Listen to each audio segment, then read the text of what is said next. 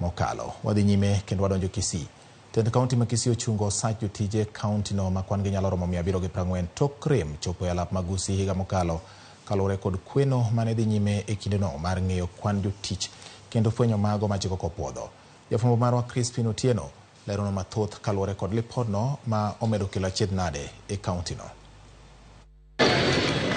Tarik 15 dwe mar 11 higa mokalo, gavana ma kaunti ma Kisii Simba Arati to kaotelo mar kaunti no ne oluongo jotije duto ma kaunti no kuom ndalo adek e alap magusi e yango kwan mar jotije ma kaunti ma Kisii. Dweche buora to kweno no, jagoro maduong' ma kaunti ma Kisii ondiko barua ne apis ma otelo ne jotich Human Resource mondo ochung chiwo osara ne jotije 740. E oboke mar Ramogi TV oyango, jotijego wachore ni ne ok ochopo e alap magusi mondo kwan gi ayanga kendo moko ne ok okwayo kata rusa mondo ng'e nonro margi. E baruano, jotije 397 mawuok e migawo mar thieth ok bi yudo sachgi chakre dwe mar 10.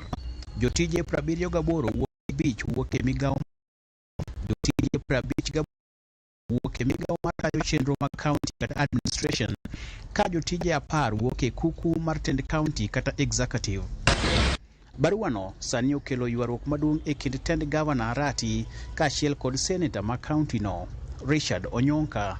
Onyonka e barua mane oro ne ute fwambo wacho ni jotijego 740 oroch ratichgi mag tich kendo kaka jotelo ma Kisii gibiro timo kar maginyalo mar neno ni jogo ma omi barua machungo chudo margi oyudo ratichgi. Magi timore e kinde matend Arati oramo ni obiro kedo kod mibadhi kod jotije nyawawa e kaunti no mondo jopiny oyangi kaka pesa gi tiyo e yore mag dongruok. Arati ochano bago twak mar kaunti ma Kisii tarik 3 dwe mabiro, kama obiro keto ayanga moko kuom gik ma osetimo kendo mago mochano timo ne jopiny. Crispin Otieno, Ramogi TV, Kisii. Erokamano nyako Ramogi wakao